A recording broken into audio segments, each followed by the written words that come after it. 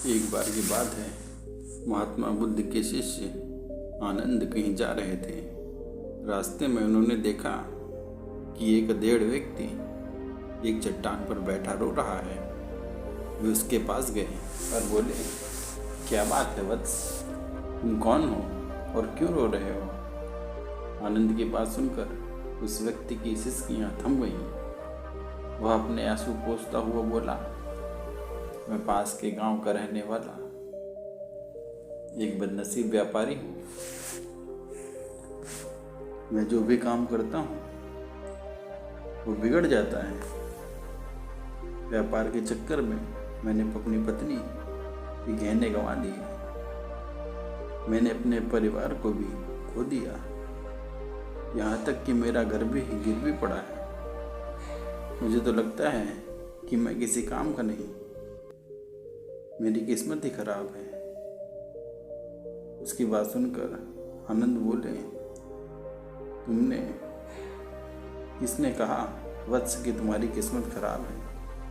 जरा मैं भी तो जानूं कि तुम्हारी किस्मत में क्या खराबी है। वह व्यक्ति बोला, पहले मैं खेती करता था, पर हर साल उसमें घाटा होता था। कभी सूखा पड़ जाता तो कभी ज़्यादा बारिश के कारण फसल बर्बाद हो जाती। इससे परेशान होकर मैंने व्यापार करने का निश्चय किया। मैंने पत्नी के गहने बेचकर अपना व्यापार शुरू किया, लेकिन मेरा व्यापार नहीं चला। शुरू में परिवार वालों ने मेरा साथ दिया, लेकिन जैसे जैसे मुझे नुकसान होने लगा, मेरे परिवार वाले भी मुझसे दूर हो गए। मैं यह सब उनके लिए ही कर रहा था, लेकिन अब वे लोग मुझे देखकर नजरें फेर लेते हैं और मुझे ही मेरे परिवार की दुर्दशा का जिम्मेदार ठहराते हैं। उस व्यक्ति ने एक लंबी सांस ली और बोला कि मेरा एक मित्र है, उसने भी मेरे साथ अपना व्यापार शुरू किया था। उसका व्यापार अच्छा चल रहा है। जब वह अभी मेरे घर आता है तो अपनी सफलता की कहानियाँ सुनाता है। उसकी बातें सुनकर मेरे घर वाले भी कहते हैं कि उसे देख और कुछ सीख। हमें तो लगता है कि तेरे बस का कुछ भी नहीं। उन लोगों की बातें सुनकर तो मेरा भी मन उचाट हो गया है। लगने लगा है कि शायद मेरे बस का कुछ भी नहीं।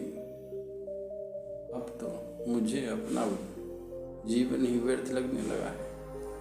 मेरे मन में ख्याल आता है कि अपना जीवन समाप्त कर दूँ। मैं यहाँ आया भी इसी इरादे था, लेकिन हिम्मत नहीं कर पाया, इसलिए यहाँ एकांत में बैठा विलाप कर रहा हूँ। आनंद बोले, तो ये बात है। वैसे क्या तुम इसके अलावा कुछ और भी कहना चाहते हो? उसकी बातें सुनकर वह व्यक्ति बोला, एक ओर मेरा हर काम खराब हो जाता है, दूसरी ओर मेरा मित्र है, हर समय मुझे नीचा दिखाने का प्रयत्न करता है। मुझे समझ में नहीं आ रहा कि क्या करूं।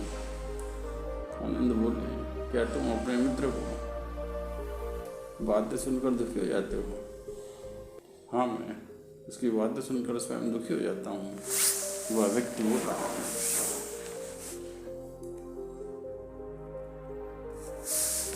आनंद ने पूछा, तुम्हें किस बात का दुख होता है?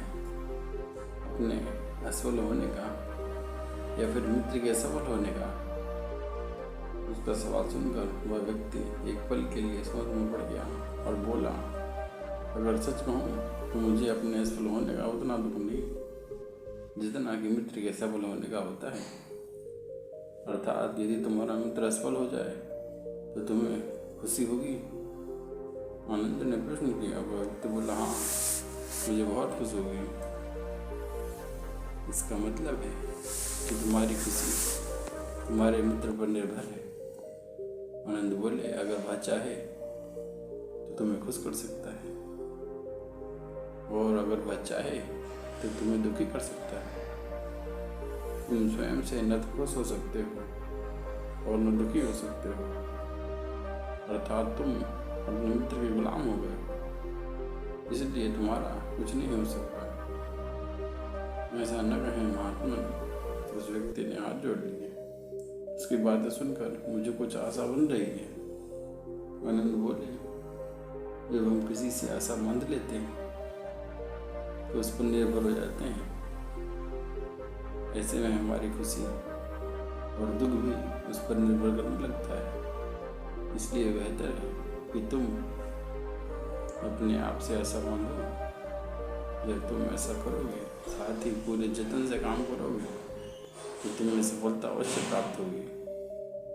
कहते हुए आनंद ने एक पल के लिए उस व्यक्ति की ओर देखा और फिर अपनी बात आगे बढ़ाई। तुम्हें लगता है कि तुम्हारा मित्र तुम्हें दुखी करने आता है, और अगर विचार करो तो यह बातें तो सच्ची ही कहता है। वो अपने संघर्ष और अनुभव की बातें बताता है। तुम उन बातों को बहुत कुछ सीख सकते हो। तुम्हें इसके लिए उसका धन्यवाद करना चाहिए कि तुम्हें घर बैठे कुछ अनुभव मिल रहा है। तुम अपने अनुभव का लाभ उठाओ, नई शुरुआत करो।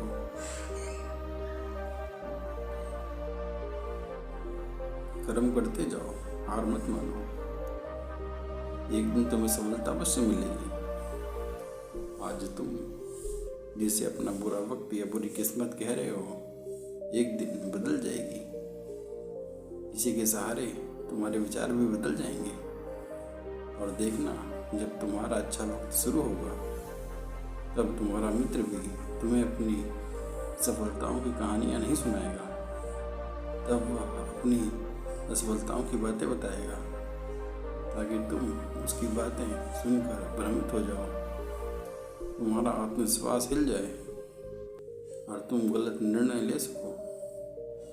लेकिन उस समय भी तुम्हें अपनी बुद्धि का प्रयोग करना होगा। तुम्हारा मित्र है, जैसे आज तुम्हें दुखी करने देता है, उसी तरह उस समय भी वह तुम्हें दुखी करने आएगा। क्योंकि जिस तरह उसे देखकर तुम्हें मजा आता है, उसी तरह उसे भी तुम्हें दुखी देखने में उतना ही मजा आता है।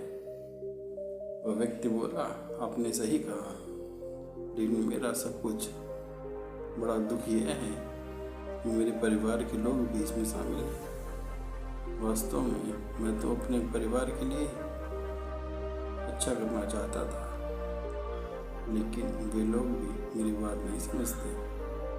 वे भी मुझसे कहते हैं, और अब तो मेरे साथ भी नहीं है।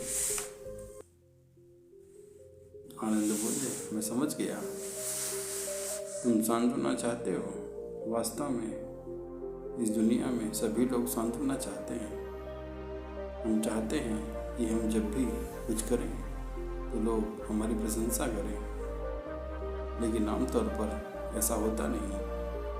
इसलिए हम दुखी हो जाते हैं। हमें लगता है कि हमारे मित्र, परिवार सभी मतलबी हैं। लेकिन तुम अगर किसी को अपना परिवार मानते हो, इसके लिए कुछ करना चाहते हो, तो तुम्हें ऐसा क्यों लगता है कि तुम दूसरों के लिए कुछ कर रहे हो? वास्तव में तुम अपनी खुशी के लिए कर रहे हो।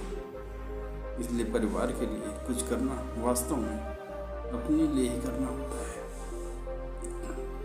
लेकिन ऐसा करते समय तुम्हें लगता है कि तुम दूसरों के लिए कर रहे हो, तो तुम दुखी रहते हो। और अगर तुम्हें लगता है कि तुम अपने लिए कर रहे हो, तो तुम खुश रहोगे। क्योंकि जब तुम्हें अपने लिए कुछ अच्छा करते हो, ये करना चाहते हो, तब तुम्हें सांत्वना की जरूरत करनी पड़ती है। आनंद की बातें सुनकर उस व्यक्ति के चेहरे के भाव बदल गए। वह बोला, आप सही कह रहे हैं, मैं समझ गया। अब तक मेरी किस्मत खराब इसलिए थी क्योंकि वह दूसरों के हाथ में थी। अब मैं अपनी किस्मत को हाथ में रखूँगा, मैं फिर से प्रयत्न करूँगा, मेरे पूरे मन से काम करूँगा, और जब तक सफलता नहीं मिल जाती चैन से नहीं बैठूँगा। उस व्यक्ति की बात सुनकर आनंद मुस्कुराए और उसे एक छोटी सी डिबिया देते हुए बोले, इस डिबिया को हमेशा अपने पास रखना। इसमें एक ऐसा राज है जो तुम्हें बड़े से बड़े दुख से भी बाहर निकाल लेगा, लेकिन इसे तभी खोलना जब तुम्हारे जीवन में कोई रास्ता न सुझाई दे और तुम्हें लगे सब व्यर्थ है, यह दुनिया व्यर्थ है और यहाँ रहना भी व्यर्थ है। उस व्यक्ति ने आनंद को धन्यवाद दिया और डिबिया को लेकर चला गया। उसने नए उत्साह के साथ फिर से अपना व्यापार आरंभ किया। उसका व्यापार चल निकला। अपनी मेहनत लगन के बल पर एक बड़ा व्यापारी बन गया। परिवार वाले भी उसके साथ आ गए और उसका जीवन हंसी खुशी बीतने लगा। अब वह भूतकाल का रोना तो छोड़ चुका था और भविष्यकाल की चिंता नहीं करता था, बस अपने वर्तमान को संवारने में लगा रहता और जो कुछ भी वह करना चाहता था वह अपने लिए करता था, अपनों के लिए करता था। इसलिए वह प्रसन्न था। उसके जीवन में कोई दुख नहीं था। लेकिन वक्त हमेशा एक जैसा नहीं रहता, वक्त बदलता रहता है। उसके जीवन में बदलाव आया। एक दिन उसके राज्य पर पड़ोसी राजा ने आक्रमण कर दिया। उसने उस राज्य पर अपना कब्जा कर लिया।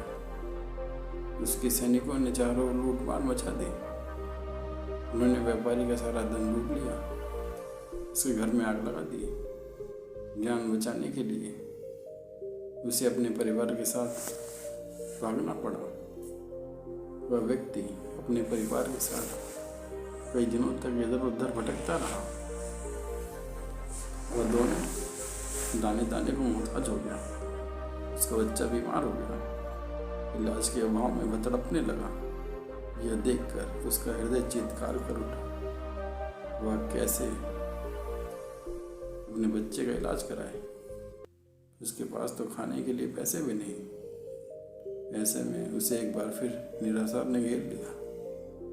उसे लगने लगा कि उसका जीवन व्यर्थ है, सारी दुनिया व्यर्थ है, किसी भी बात को कोई मतलब नहीं है।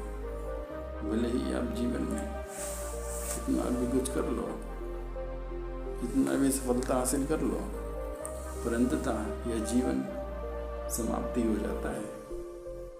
तो फिर ऐसे जीवन का क्या फायदा? इससे तो अच्छा है कि अपना जीवन समाप्त कर ले। लेकिन तभी उसके दिमाग में आनंद की हुई डिबिया कौंध उठी। उसने उत्सुकता के साथ उसे खोला। डिबिया के भीतर एक पर्ची रखी हुई थी। पर्ची पर कुछ लिखा हुआ था। उसे पढ़कर उसकी आंखों के आगे छाया निराशा का अंधेरा छल गया और मुस्कुरा पड़ा। पर्ची पर लिखा हुआ था, यह समय भी बीत जाएगा। उसने डिबिया को अपनी मुट्ठी में भींच लिया और एक नई शुरुआत के लिए उठ खड़ा हुआ। दोस्तों, अगर आप भी ऐसे ही परिस्थिति से गुजर रहे हैं तो निराश न हो। अपने अतीत पर शोक मत करो, न ही भविष्य की चिंता करो। अपने वर्तमान को जियो और उसे बेहतर बनाने के लिए सच्चे मन से प्रयत्न करो। यकीनन जल्दी ही आपकी किस्मत बदलने वाली है।